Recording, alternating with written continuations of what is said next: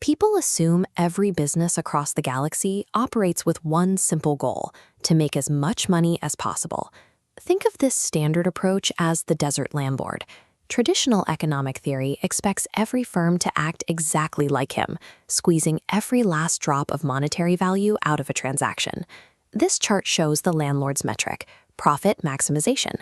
He subtracts total cost from total revenue, aiming to make the profit gap as large as possible. If costs overtake revenue, the gap turns red.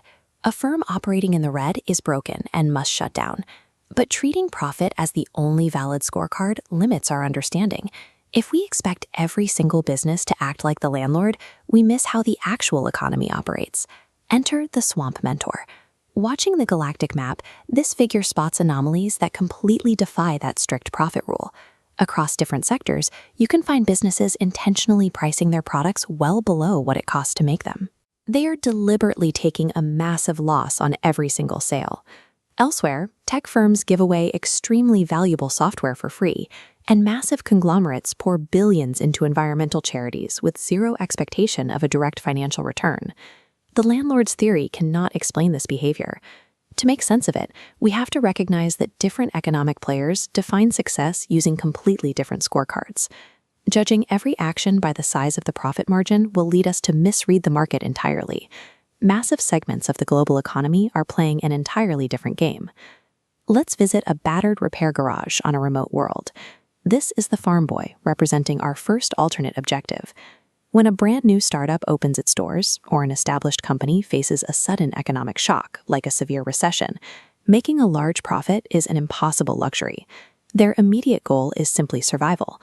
Economically, survival means loss minimization. The firm only needs to generate enough cash to cover its variable costs, the raw materials and basic wages required to keep the lights on day to day. They aren't trying to expand their operations or enrich their shareholders right now. They are buying time, hoping to outlast the downturn until macroeconomic conditions finally improve. This need for immediate cash flow explains why struggling businesses often slash prices to levels that look totally irrational to a profit-maximizing competitor.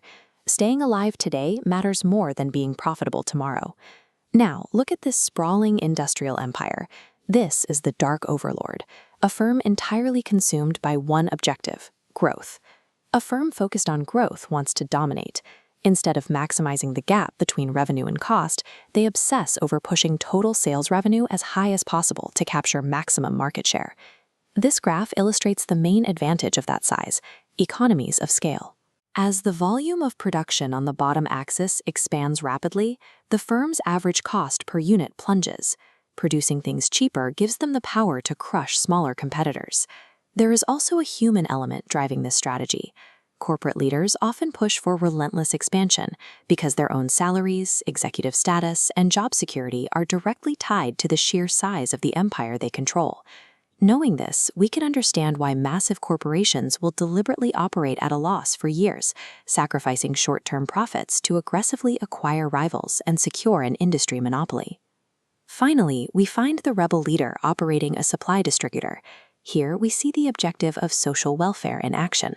For these organizations, financial returns take a back seat.